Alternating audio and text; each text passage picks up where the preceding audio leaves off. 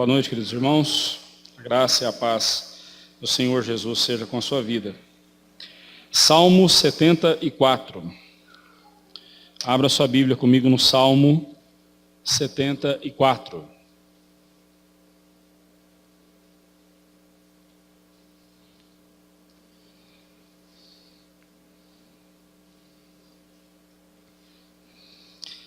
Nós faremos a leitura do texto de acordo com a exposição da mensagem. Então por se tratar de um salmo um pouco longo, faremos dessa forma.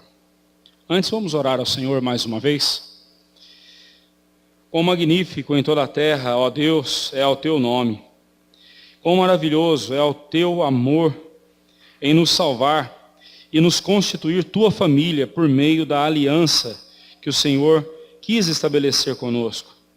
Assim, ó Pai, clamamos a Ti que nos ensine, nos transforme e nos aperfeiçoe por meio da Tua palavra e pelo Teu Santo Espírito, aplicando em nós os benefícios da obra do Senhor Jesus. Por meio de Jesus, em nome de Jesus, assim oramos. Amém. Quero que você imagine a seguinte situação. Imagine um exército inimigo entrando em nossa cidade, destruindo tudo que é importante para nós, a nossa casa, o nosso templo, a escola dos nossos filhos, o nosso local de trabalho, levando os nossos jovens acorrentados, as mulheres, muitas delas sendo rasgadas pela espada, cortadas e mortas ao fio da espada, assim como muitos homens, anciãos sendo atropelados por esses soldados truculentos, e eles destruindo tudo. Como que você ficaria? Como você se sentiria nesse momento? Este salmo foi escrito numa situação muito parecida. A circunstância que o salmista Asaf, ele, neste salmo didático, o que é um salmo didático? É um salmo que visa ensinar ao povo de Deus verdades antigas, relembrar essas verdades antigas àqueles que já as conhecem e ensinar a nova geração sobre essas verdades. Mas foi nessa circunstância, numa circunstância dessas, numa situação dessas, que este salmo foi composto. Este salmo foi escrito numa situação muito parecida com essa que eu descrevi, de um exército inimigo destruindo a nossa cidade. A ocasião que este salmo foi escrito, há basicamente três ocasiões, ou três datas que este salmo pode ter sido escrito, né? A primeira delas é bem mais próxima de nós, que fica entre o período que vai do Antigo para o Novo Testamento, conhecido como período intertestamentário, porque a descrição que é feita aqui nesse salmo, nós vamos ler, você vai ver isso, nos lembra a situação de cativeiro que o povo de Israel viveu, tanto os assírios invadindo Israel, a parte norte, né, Samaria, quanto a Babilônia, por volta do ano 608, invadindo Jerusalém, a parte sul, e devastando a parte sul. Se nós pensarmos que o autor deste salmo foi alguém no período intertestamentário, por volta do ano 400, né, depois do cativeiro babilônico, depois que Israel e Judá se restabeleceu na sua terra, e aí então um salmista escreveu este salmo para lembrar o povo da aliança de Deus com ele. Nós encontraremos uma dificuldade. Primeiro, nesse período intertestamentário, Deus não levantou profeta algum. Não temos nenhum registro das Escrituras nesse período intertestamentário, que é também conhecido como período do silêncio profético. Então, essa possibilidade está descartada.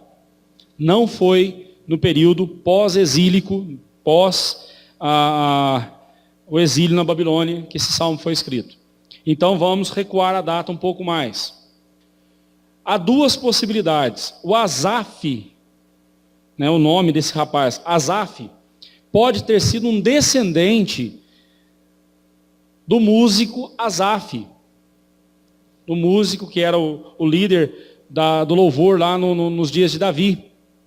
Pode ser um descendente de Asaf que teve um nome igual ao seu ancestral, que também atuou no templo, no louvor ao Senhor, e escreveu este salmo. Parece fazer sentido, e aí seria mais próximo aí do cativeiro, ali dos dias pós-exílicos. Pode ser, faz sentido. E não há objeção a essa possibilidade. E a terceira possibilidade, que o autor deste salmo foi de fato Asaf, o músico que era líder nos dias de Davi, que era o líder ali dos músicos no templo. Mas aí nós nos esbarramos na seguinte situação. Asaf descreveu uma situação neste salmo que aconteceu muitos anos depois dele. Aconteceu muitos anos depois dele. Asaf, aquele músico lá que era o responsável pelo louvor nos dias de Davi, não viveu essa experiência aqui, mas ele relatou essa experiência. Aí você diz, mas como isso pode ser? Simples. Inspiração do Espírito Santo. Isaías não viveu nos dias de Jesus, viveu 700 anos antes de Jesus e profetizou tudo a respeito de Jesus. E tudo que ele falou a respeito de Jesus aconteceu. Por quê? Porque eles falaram movidos pelo Espírito Santo. Então, quer seja Asaf, quer seja ele aquele líder dos dias de Davi, no louvor nos dias de Davi, quer seja um ancestral, um descendente dele, que veio alguns séculos depois, escrevendo uma situação que o povo vivera, essas duas opções, elas não são plausíveis, né? Eu, particularmente, prefiro pensar que o Asaf que escreveu este salmo é o Asaf dos dias de Davi. E que ele falou, inspirado pelo Espírito Santo, ele pôde então ver o que o povo haveria de passar, o sofrimento que o povo haveria de passar alguns séculos depois que ele vivera. Então, inspirado pelo Espírito Santo, ele traz a mensagem deste salmo. Eu, particularmente, prefiro essa opção, né? Até mesmo porque eu creio na inspiração do Espírito Santo. O Espírito Santo é quem inspirou os escritores sagrados como Asaf. Eu creio nisso. Só uma informação para você. Só uma informação para você ter em mente aí. Bem, voltando para este salmo, nós vemos que o assunto principal dele é a aliança de Deus com o seu povo. Este salmo é um salmo que fala sobre a aliança que Deus estabeleceu conosco, a aliança que Deus estabeleceu com o povo dele. E meus irmãos, esse assunto ele é maravilhoso, porque quando nós pensamos na aliança de Deus conosco, nós devemos lembrar que Deus estabeleceu essa aliança por amor. E nessa aliança, Deus nos dá privilégios que nós devemos, por esses privilégios, devemos louvar a Deus de todo o nosso coração. Nessa aliança, Deus também nos deu deveres que nós devemos cumprir. Nós temos a nossa parte também, que nós devemos cumprir, não para nos salvar, porque Ele já nos salvou, mas para que honremos essa aliança que Ele fez conosco. Então nós estamos diante de um salmo que fala do amor de Deus por nós. E na sua aliança com o seu povo, Deus, nós vemos neste salmo, em primeiro lugar, Deus corrige o seu povo. A aliança de Deus conosco, o amor de Deus por nós, não impede Deus de nos corrigir quando nós escolhemos caminhos tortuosos, tomamos direções ou direção perigosa, direção contrária à vontade dele. Deus nos corrige, Deus corrige ao seu povo. Quem é filho, diz a palavra de Deus, quem é filho, Deus corrige.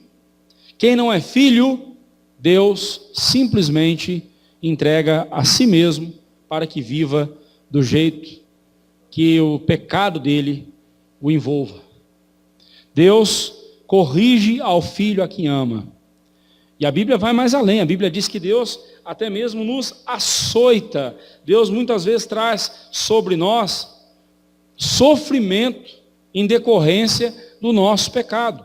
Mas isso é prova do amor de Deus, é Deus nos corrigindo para que nós vivamos, para que nós tenhamos a nossa aliança com Ele restabelecida e para que andemos na presença dEle. Olha o que a Bíblia diz do verso 1 ao verso 11. Eu vou lendo os versículos e vou comentando os versículos aqui.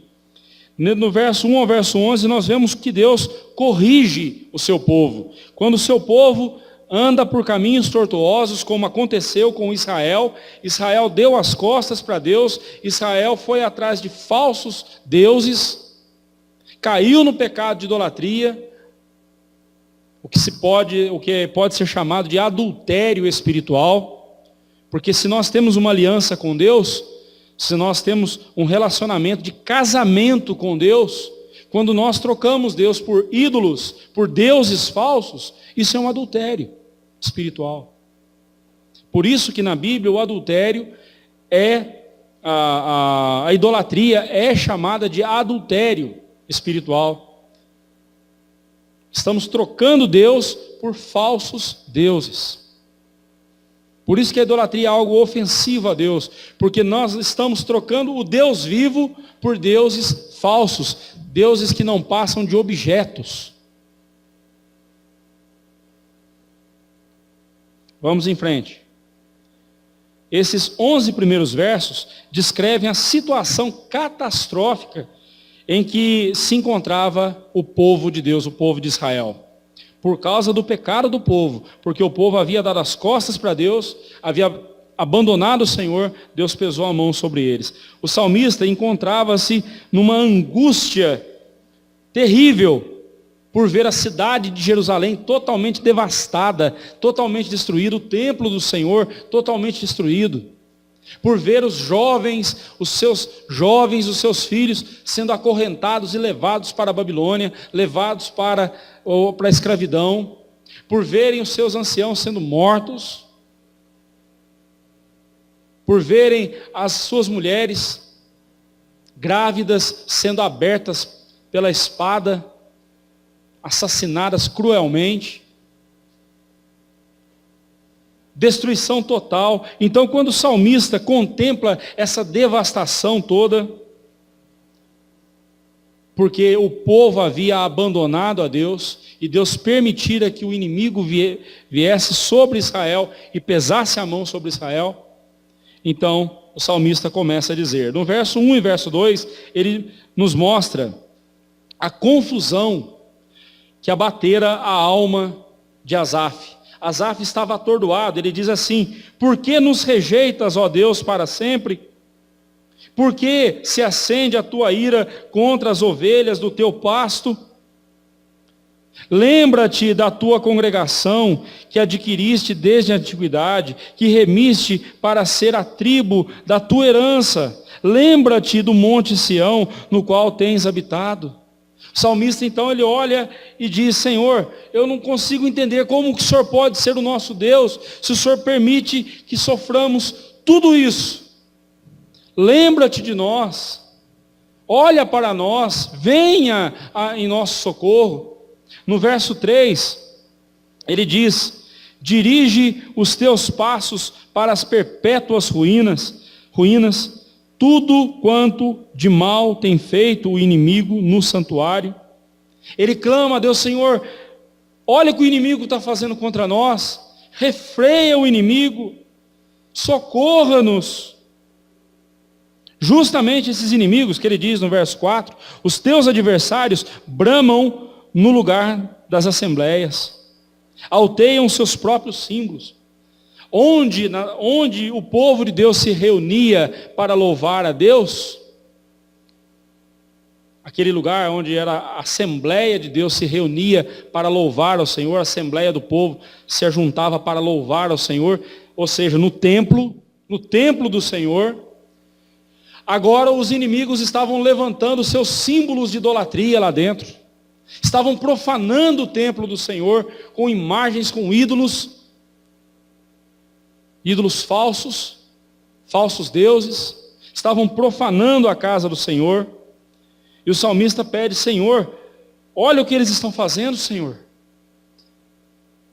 Olha o sofrimento que o povo estava passando. Tudo isso porque o povo havia escolhido falsos deuses. E é interessante, é impressionante nós vermos, irmãos, que foi justamente o que o povo quis, foi o que o povo recebeu. O povo não havia trocado Deus por falsos deuses? Pois é, agora a casa do Senhor estava cheia de ídolos babilônicos, ídolos pagãos. Símbolos do culto pagão dentro da casa do Senhor. Verso 5, parecem-se com os que brandem o machado no espesso da floresta. E agora, todos esses lavores, a todos esses lavores de entalhe, quebram também com machados e martelos. Eles pareciam lenhadores, os inimigos pareciam como lenhadores furiosos, entrando no mato, numa mata fechada, com seu machado destruindo. O salmista diz: eu vejo esses homens entrando na casa do Senhor e destruindo a casa do Senhor. Parecem lenhadores destruindo uma floresta. Estão acabando, destruindo a casa do Senhor, acabando com o templo do Senhor. Nós precisamos pensar como o judeu pensa, para entendermos a gravidade disso. O templo do Senhor era o que eles tinham de mais precioso. Mas no momento em que eles trocaram Deus por falsos deuses, não fazia mais sentido algum aquele templo. Porque Deus já não era mais honrado ali pelo seu povo. Por isso mesmo Deus permitiu os inimigos devastarem o templo dele. Atearam fogo em tudo, no santuário, transformando tudo em cinzas. O verso 7 diz assim: deitam fogo ao teu santuário, profanam, arrasando-a até o chão, a morada do teu nome. O templo do Senhor, tão importante agora, estava em cinzas, estava destruído, por causa do pecado do povo. Quando o povo não quis mais adorar a Deus como Deus exige ser adorado, quando o povo trocou Deus por falsos deuses, Deus disse: não tem mais sentido algum manter o símbolo do meu culto, se vocês mesmos profanaram o meu culto. Olha as consequências que o povo sofreu. Continua o verso 8, diz: disseram no seu coração, acabemos com eles de uma vez, queimaram todos os lugares santos de Deus na terra. Os inimigos disseram: vamos acabar com esse povo. Deus havia entregue o povo dele a esses inimigos. Deus estava disciplinando o povo dele, usando esses inimigos. Verso 9. Já não vemos os nossos símbolos, já não há profeta, não há entre nós quem saiba até quando. Para quê? Para que enviar profetas para um povo que havia dado as costas para ele? E eu fico pensando, irmãos, que muitas vezes a nossa falta de interesse em ouvir a palavra de Deus, em meditar na palavra de Deus, em ouvir pregação da palavra de Deus, muitas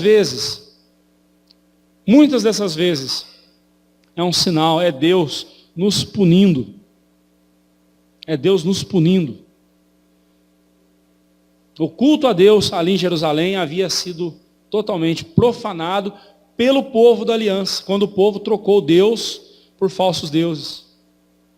Deus então pesa a mão sobre o povo, tira do povo toda todo o seu recurso para adorar ao Senhor. O culto a Deus tinha sido ali encerrado. Deus já não levantava mais profeta para ensinar o povo, para conduzir o povo, para orientar o povo no caminho dele. E eu temo, irmãos, que nós cheguemos a esse ponto. Eu temo um dia ver a nossa geração chegar a esse ponto.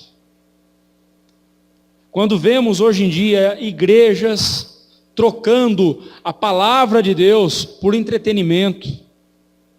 Quando vemos crentes preferindo o entretenimento à pregação da palavra de Deus.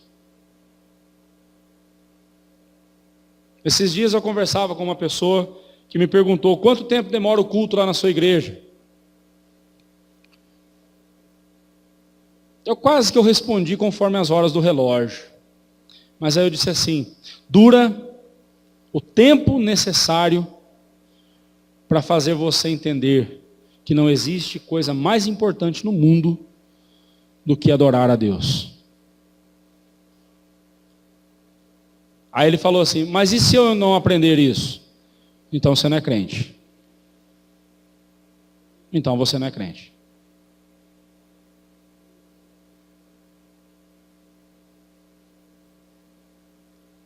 Mas eu temo, irmãos, quando eu vejo a possibilidade de Deus fazer a mesma coisa. Retirar de nossas mãos a sua palavra. Fechar a boca dos seus pregadores, dos seus profetas. Porque um dia o seu povo trocou Deus por entretenimento. Trocou Deus por prazeres carnais. Verso 10, o salmista, vendo toda essa destruição, ele diz: até quando, Senhor? Até quando, ó Deus, o adversário nos afrontará? Acaso blasfemará o inimigo incessantemente o teu nome? Por que retrais a mão, sim, a tua destra, e a conservas no teu seio? Por que o Senhor está de braços cruzados? O salmista está perguntando para Deus. Senhor, venha em nosso socorro. Venha em nosso socorro. Quando Deus retirou Israel do Egito, voltando um pouco na história, quando Deus tirou Israel do Egito, Ele reafirmou com Israel a aliança que Ele havia feito com Abraão. E é muito importante a gente ver isso, que de tempos em tempos, Deus renova a aliança que Ele havia feito com Abraão. Ele vai renovando essa aliança, até que essa aliança seja a nova aliança em Cristo Jesus. Quando o povo quando o povo havia dado as costas para Deus, Deus em seu amor e misericórdia voltava-se para o povo e reafirmava a aliança. Você me traiu, mas eu jamais te abandonarei. Você pode ter sido infiel a mim, mas eu jamais serei infiel a você. Eu permanecerei fiel a você. Fiel a mim. Eu sou fiel ao meu nome e eu vou manter a minha aliança com você. Por isso que lemos há pouco: quem nos separará do amor de Cristo? Porque nada pode nos separar do amor de Deus. A aliança que Deus fez conosco em Cristo Jesus é perpétua, é eterna, é inquebrável. Mas isso não quer dizer que nessa aliança conosco, Deus nunca vai nos corrigir, nunca vai nos punir por pecado de abandono, de termos abandonado a aliança dele. Haveremos de sofrer severas consequências, mas até nisso nós vemos o amor de Deus, porque quando Deus tem um filho, a esse filho ele corrige. Quando esse filho de Deus o desobedece, Deus o corrige. Bastardo Deus deixa de lado. Então até a correção de Deus é prova do amor dele para conosco. A aliança de Deus conosco é perpétua e eterna. Nada pode destruí-la, porque ela está afirmada no caráter santo de Deus. Não é porque você fez tudo certinho que Deus vai te abençoar. Deus te abençoa porque Ele é misericordioso. Mas Ele é justo e Ele vai corrigir e Ele vai disciplinar os seus filhos, como Ele fez com Israel. E a disciplina de Deus é dolorosa. A disciplina de Deus é algo terrível.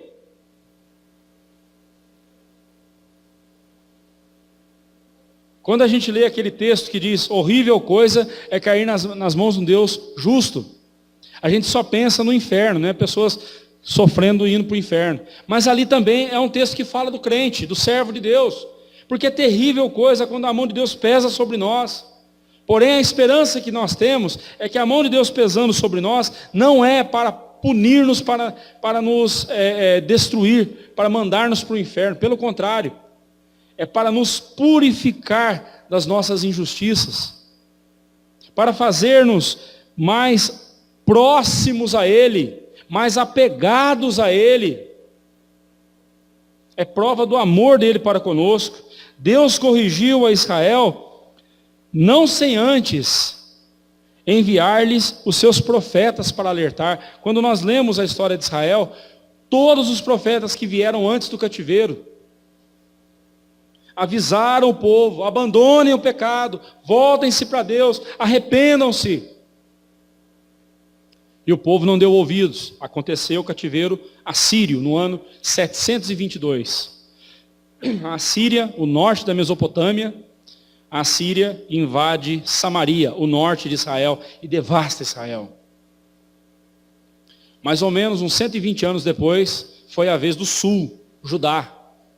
Deus ainda nesses 120 anos enviou profetas dizendo, se vocês não mudarem de atitude, a mesma correção, a mesma disciplina que eu mandei para Israel, também mandarei para Judá, para o povo de Judá. E o povo não deu ouvidos. 608, Nabucodonosor entra com as suas hordas em Jerusalém e destrói Jerusalém. E leva isso em 3 etapas. 3 deportações, ele leva o povo para a Babilônia. E lá o povo ficou 70 anos escravo na Babilônia. Para que ali o povo aprendesse quem é Deus. Que a aliança de Deus nós devemos levar com zelo, com amor. Deus jamais abandonará aqueles com quem Ele fez uma aliança. Até o seu castigo é cumprimento de sua aliança para com o seu povo, porque é prova de amor. Mas, meus irmãos, que não precisemos passar pela disciplina de Deus para corrigir-nos dos nossos pecados. Que olhemos para o exemplo de Israel e para o exemplo do povo de Israel e nos afastemos do pecado, porque horrível coisa é cair nas mãos desse Deus vivo, desse Deus justo que é Deus. Segundo e último lugar, nós vemos que em sua aliança conosco, Deus não só nos corrige, não só nos disciplina, como também Deus salva o seu povo. Verso 12 a 23. No verso 12, ele é a chave para entendermos o Salmo. Ele é o ponto máximo desse Salmo. É o ponto central desse Salmo. Ele diz assim, ora, Deus, meu Rei, é Deus desde a antiguidade. É Ele quem opera feitos salvadores no meio da terra. A nossa salvação vem de Deus. O povo estava agora sobre as mãos do inimigo. As mãos do inimigo cravadas nas costas do povo de Israel. E o povo de Deus sofrendo terrivelmente na mão dos inimigos. E o povo sabia que não dependia dele se salvar. Não dependia das ações deles. Como ele vai dizer através do profeta Oséias, se eu não me engano. A tua ruína, ó Israel, vem de ti, e somente de mim o teu socorro, diz o Senhor. A ruína do povo de Deus, a nossa ruína, é culpa nossa. Os sofrimentos que passamos é culpa nossa. Quer seja por erros que nós cometemos, ou por erros que pessoas próximas a nós cometeram, ou pessoas relacionadas a nós cometeram, e nós estamos sofrendo. Mas a ruína do pecador não é culpa de Deus, a ruína do pecador é culpa do pecador, é culpa do ser humano. Mas só de Deus vem o nosso socorro. E o salmista sabia disso, por isso ele clama a Deus que viesse, que venha ao seu socorro e salve o povo das mãos do inimigo. Deus, ao mesmo tempo que é o Rei eterno, é também o Salvador presente. Ele é o nosso Salvador presente. O tempo e o espaço não limitam, como nós vimos agora há pouco na escola dominical. Deus não é limitado pelo passado, presente e futuro. Deus é sempre presente. Ele é o Rei, é o Salvador presente na vida do seu povo. Ele não está distante do seu povo. Pelo contrário, nós vemos no verso 12 que ele está no meio da terra, ou seja, no meio do povo dele. E quando nós estivermos sofrendo ali, passando pela disciplina de Deus, clamemos ao Senhor: Senhor, venha em meu socorro, eu preciso da tua salvação. Só Deus pode nos livrar da própria ira dele. Só Deus pode. Enquanto as outras regiões do Oriente Próximo ali, o louvor era reservado para os homens que haviam, o que eles haviam feito pelos seus deuses, em Israel o louvor era entoado a Deus pelo que ele faz pelo seu povo. Essa é uma das grandes diferenças entre o culto a Deus e o culto dos ídolos. É a grande diferença entre o falso culto e o culto verdadeiro. O culto verdadeiro, o culto a Deus, o culto como Deus quer ser adorado, é aquele culto onde nós vemos o que Deus faz e fez e fará por nós. Um culto falso é aquele culto onde nós ficamos dizendo o que nós fazemos para Deus, o que nós fizemos e o que nós queremos fazer para Deus. É um culto antropocêntrico, voltado para o homem. O homem é tido como o centro do culto. Você já fez a campanha esse mês, a campanha, campanha do sal grosso, a campanha do óleo, agora só falta trazer a carne e já faz o churrasco logo de uma vez. Você tem que fazer um sacrifício para Deus. O culto que Deus quer de você é esse culto onde você se sacrifica, onde você abre mão de seus pertences. Isso não é culto, irmãos. Isso é barganha. E pior, sabe quem que agiu desse jeito? Satanás. Lembra de Satanás tentando Jesus? Está vendo a glória desse mundo? Te darei tudo isso se prostrado me adorares. Quem disse que Satanás é dono de alguma coisa? Quem que era o dono ali do mundo e de tudo que existe, dos reinos do mundo? Quem que é o dono? Era Jesus, é Jesus, não era Satanás. Mas muitas vezes o nosso culto a Deus é igualzinho esse de Satanás. Igualzinho. Senhor, eu te adorarei se o Senhor me der tudo isso aqui. Ou então, Senhor, eu fiz isso para o Senhor, eu tenho feito isso, eu tenho feito aquilo. Senhor, me abençoa. O culto verdadeiro é aquele onde nós falamos o que Deus tem feito por nós, e não aquele onde nós falamos o que estamos fazendo para Deus, como moeda de troca. Enquanto os pagãos adoravam aos seus deuses, falando o que eles faziam para os seus deuses, o povo de Deus adora o Senhor dizendo: quem é Deus? Verso 13: tu com o teu poder dividiste o mar, esmagaste sobre as águas a cabeça dos monstros marinhos. Tu espedaçaste as cabeças do crocodilo e o deste por alimento às animárias do deserto. Bem, esses dois versos são aplicados aqui, aquele momento em que Israel sai do Egito. Aqui os monstros marinhos, o crocodilo, eles são figuras de linguagem para o faraó do Egito. Deus devastou, acabou com o Egito. Quando Deus tirou Israel do Egito, Deus acabou com o Egito, devastou o Egito. E assim, pensando no que Deus fizera no passado, o salmista pede: Senhor, faz de novo. Livra-nos da mão dos nossos inimigos. Faz de novo, Senhor, tem misericórdia de nós. Faça de novo. Irmãos, é muito importante nós lembrarmos o que Deus já fez por nós.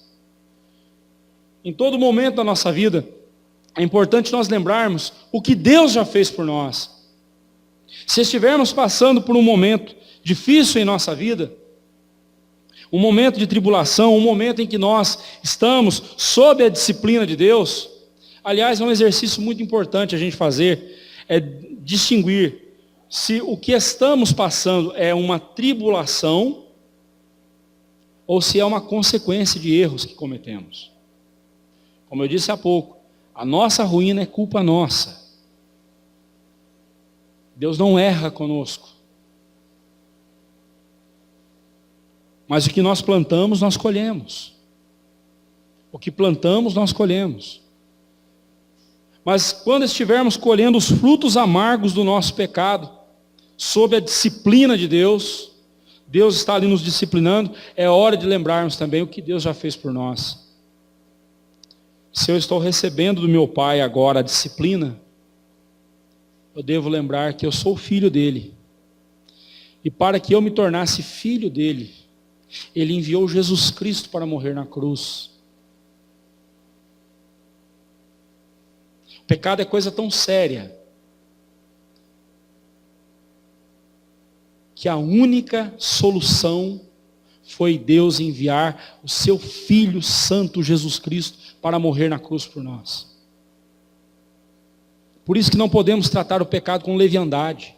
Não podemos tratar o pecado de forma leviana, de forma desleixada. Pecado é coisa séria. Precisamos ver a gravidade do nosso pecado, o quão pecadores nós somos. Só assim olharemos para Deus, e mesmo debaixo da disciplina de Deus, estando debaixo da disciplina de Deus, nós ainda o louvaremos e diremos: Senhor, o Senhor é maravilhoso, o Senhor me salvou das garras da morte, o Senhor me salvou do poder do pecado, o Senhor me salvou da condenação eterna. Então, Senhor, de novo, me socorra. Só o Senhor pode me tirar dessa situação que está avassalando o meu coração. Verso 15: Tu abriste fontes e ribeiros, secaste rios caudalosos. O povo de Israel viu pedra, rocha dura, brotar água pura para o povo beber. O povo viu o rio Jordão secar para que eles passassem a pé enxutos.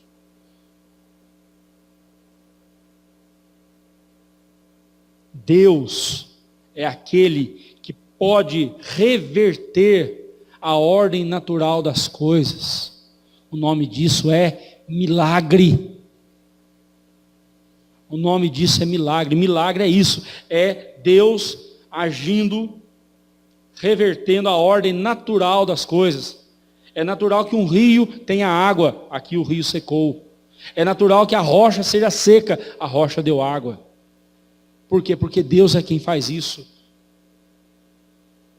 se estamos debaixo da disciplina de Deus, confiemos neste Deus, porque Ele não somente é poderoso, como também é sábio, e Ele sabe o que está fazendo conosco, e Ele é poderoso para fazer milagres, especialmente o milagre da transformação do nosso coração, especialmente a transformação do nosso coração. Versos 16 e 17, eles expressam o domínio de Deus sobre a criação. O salmista diz: teu é o dia, tua também a noite. A luz e o sol, tu os formaste, fixaste os confins da terra, verão e inverno, tu os fizeste. Ah, pastor, mas o clima anda tão bagunçado, né? Faz frio quando é para fazer calor, faz calor quando é para fazer frio, né? Sempre foi assim, irmãos. Sempre foi assim. Ah, mas o tal aquecimento global, eu tenho começado a desconfiar um pouco desse discurso. Mas não vem ao caso aqui agora. Eu só digo para você uma coisa: nada acontece fora do controle de Deus. Nada acontece fora do controle de Deus. Tudo está no controle do Senhor. Escureceu, virou noite porque Deus quis. Ah, não é porque a terra fez o seu movimento de rotação. Tá, e quem que mandou a terra fazer isso? Quem que pôs a terra no seu eixo e ela faz esse movimento? Quem? Deus. Deus que controla o universo. É o Deus que tem a sua vida em suas mãos. A sua vida, meu irmão, a minha vida estão nas mãos do Senhor. Assim como o universo está nas mãos dele. Como falávamos há pouco na escola dominical, não cremos no acaso, cremos no Deus da providência, o Deus que está presente, o Deus que age, o Deus que interage com a sua criação e governa tudo. No verso 18 a 23, eles constituem uma súplica do salmista a Deus, na qual ele apela para a aliança de Deus. Olha só, ele diz assim: lembra-te disso, o inimigo tem ultrajado ao Senhor, e um povo insensato tem blasfemado o teu nome. Não entregues à rapina a vida de tua rola, nem te esqueças perpetuamente da vida dos teus aflitos. Considera a tua aliança, pois os lugares tenebrosos da terra estão cheios de moradas de violência. Não fique envergonhado o oprimido. Louvem o teu nome o aflito e o necessitado. Levanta-te, ó Deus, pleiteia a tua própria causa. Lembra-te do teu ímpio. Lembra-te de como o ímpio te afronta todos os dias. Não te esqueças da gritaria dos inimigos, dos teus inimigos, do presente, do sempre crescente tumulto dos teus adversários. O que o salmista está dizendo aqui é o seguinte: Deus havia avisado o povo que se o povo não abandonasse a idolatria, o povo seria castigado pela mão de nações inimigas. Samaria, o norte de Israel, foi castigado pelos assírios. Depois foi a vez de Judá, a parte sul foi castigada pelos babilônios. Só que tanto os assírios quanto os babilônios, eles foram cruéis com o povo de Deus. E aí, meus irmãos, nós temos aqui uma verdade muito importante. Deus, na sua disciplina, ele até pode usar ímpios, ele até usa o ímpio, pessoas perversas, como instrumentos para nos disciplinar. Mas o ímpio não é um mero marionete, um mero joguete nas mãos de Deus, que Deus pega e coloca e tira e vai aqui e põe ali. Não. O ímpio, na sua perversidade, na sua maldade, o que ele faz de mal contra os servos de Deus, contra os filhos de Deus, também será severamente castigado por Deus. Sabe quem que derrotou os assírios? Os assírios foram um império que durou décadas. Sabe quem destronou os assírios? A Babilônia.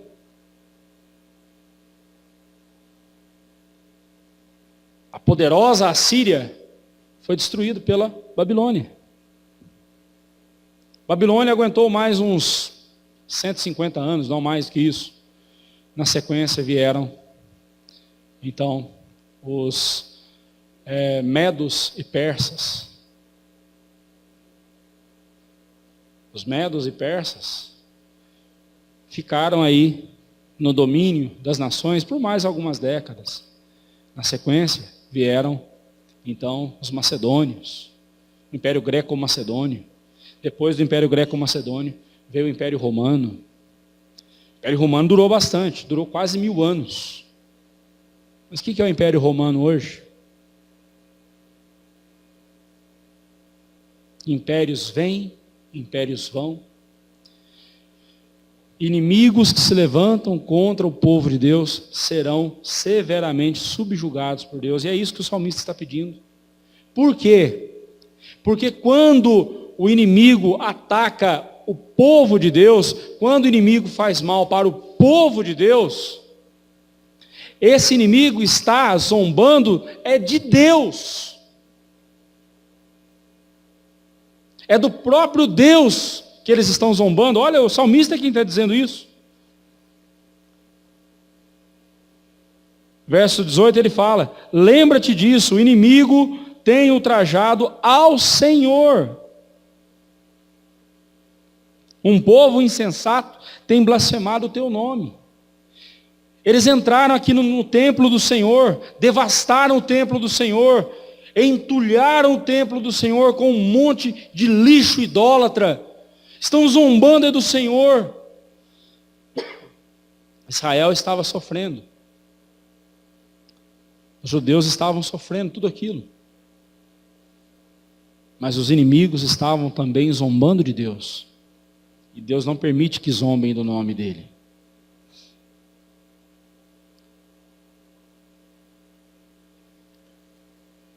Deus é a única salvação para nós. Especialmente quando Ele está nos disciplinando, Ele é o único que pode nos livrar do peso de sua mão. Não temos como fugir do Senhor. Temos que fazer como o salmista, clamar ao Senhor, clamar pelo socorro dEle. Somente Ele pode refrear a disciplina que Ele mesmo impôs sobre nós, por causa dos nossos pecados, por causa da nossa rebeldia. Enquanto não nos arrependermos de nossas faltas, não seremos perdoados e muito menos restaurados. O começo é o arrependimento. Nós precisamos, irmãos, entender isso. Se pecarmos contra o Senhor, o quanto antes temos que nos arrepender dos nossos pecados e nos voltarmos para Deus. Não há solução, não tem como. Não há outra escapatória, não há outra saída a não ser o arrependimento. Deus não nos abandona e nem nos despreza por causa da sua misericórdia. Veja o que a Bíblia diz lá em Neemias, capítulo 9, versículo 31. Vamos lá? Neemias 9, 31.